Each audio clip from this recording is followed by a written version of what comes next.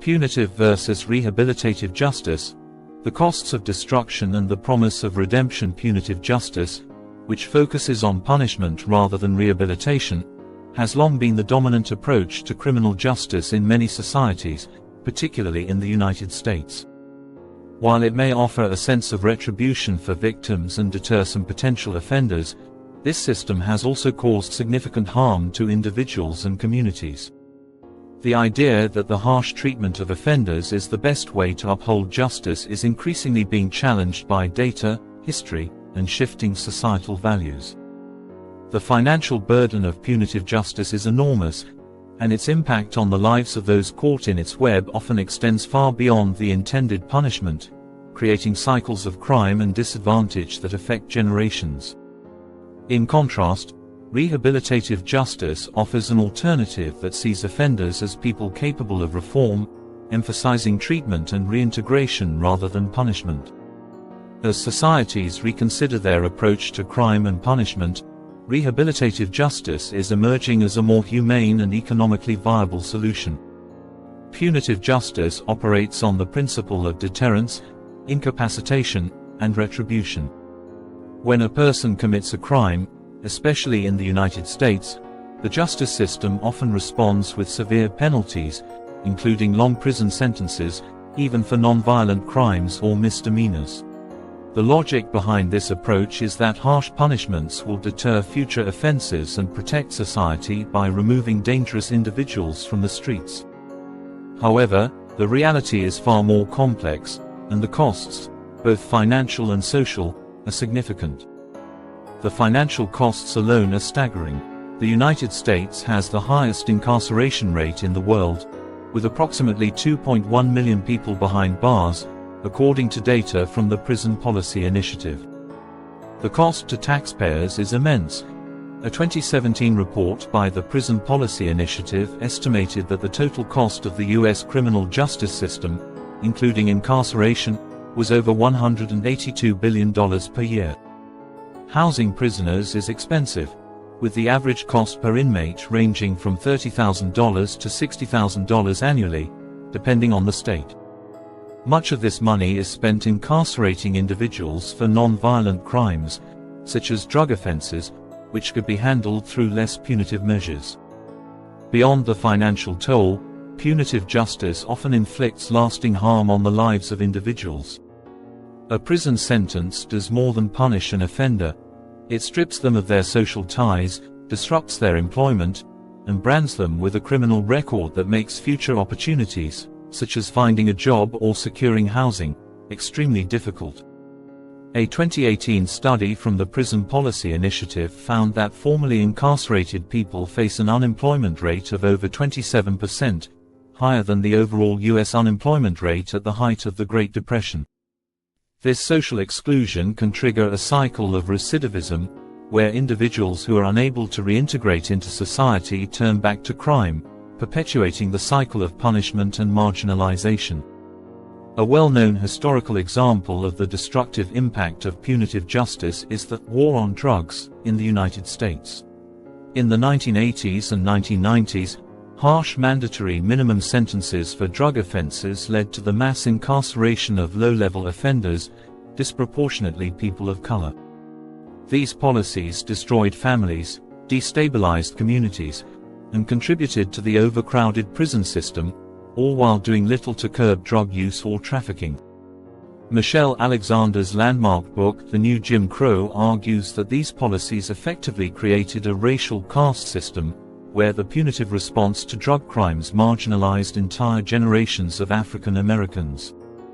In contrast to punitive justice, rehabilitative justice focuses on restoring individuals and reintegrating them into society as productive members. Rather than simply punishing offenders, rehabilitative justice seeks to address the underlying causes of criminal behavior, such as addiction, poverty, or mental illness, and provide the support necessary for individuals to turn their lives around. This approach views offenders as capable of change and seeks to prevent future crimes by addressing the root causes of criminal behavior. One of the key differences between punitive and rehabilitative justice is that the latter focuses on the individual's potential for redemption, rather than solely on their crime. This approach can be seen in successful rehabilitation programs around the world. In Norway, for example, the criminal justice system emphasizes rehabilitation and humane treatment. Norwegian prisons are designed to resemble normal living conditions, with the goal of preparing inmates for reintegration into society. Prisoners have access to education, vocational training, and counseling, and the emphasis is on creating a supportive environment where individuals can develop the skills and mindset necessary for a crime-free life. Norway's recidivism rate, around 20%, is one of the lowest in the world, compared to the United States, where it hovers around 70%. In the United States, drug courts offer a glimpse of the potential for rehabilitative justice. Rather than incarcerating individuals for drug-related offenses, drug courts focus on providing treatment for addiction. These courts, which operate in all 50 states, offer offenders the opportunity to participate in substance abuse programs and receive counseling, with the goal of reducing the dependency on drugs and preventing future criminal behavior. According to a 2016 report by the National Institute of Justice, drug courts reduce recidivism rates and save taxpayers money by reducing the costs associated with imprisonment. Another successful example of rehabilitative justice can be found in Germany. In the German criminal justice system, prison is seen as a last resort, particularly for non-violent offenders. Offenders are often given community service, probation, or treatment programs as alternatives to prison. Those who do serve time are housed in facilities designed to mimic normal life as closely as possible, with access to work, education, and therapy. Germany's approach emphasizes the idea that offenders should not be further marginalized by the system, but rather helped to reintegrate into society as law-abiding citizens. As a result, Germany has both a lower incarceration rate and a lower crime rate compared to countries like the United States. The economic argument for rehabilitative justice is compelling. Studies show that rehabilitation programs, such as education and job training for inmates, reduce recidivism rates and ultimately save money. A 2018 report by the Rand Corporation found that inmates who participate in education programs while incarcerated are 43% less likely to return to prison than those who do not. The same report estimated that for every dollar spent on prison education, $4 to $5 are saved in future incarceration costs. These savings come from reduced recidivism, meaning fewer individuals return to prison, and from the increased likelihood that formerly incarcerated individuals will find employment and contribute to the economy after their release. Rehabilitative justice also has the potential to break the cycle of generational harm caused by punitive systems. Children of incarcerated parents are at higher risk of experiencing poverty, mental health issues, and criminal behavior themselves. By focusing on rehabilitation and keeping families intact whenever possible, the justice system can help reduce the long-term societal impacts of incarceration. Punitive justice may offer a sense of retribution, but its long-term consequences, both financial and social, are devastating.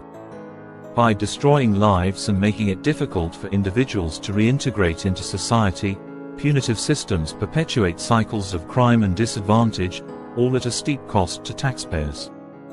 In contrast, rehabilitative justice offers a more humane and cost-effective alternative, one that seeks to address the root causes of crime and provide individuals with the tools they need to contribute to society. The successes of rehabilitative programs in countries like Norway and Germany, as well as the benefits seen from initiatives like drug courts, demonstrate that rehabilitation can be a viable path to justice. As societies continue to grapple with issues of crime, punishment, and justice, the time has come to move away from punitive approaches and toward a more rehabilitative model.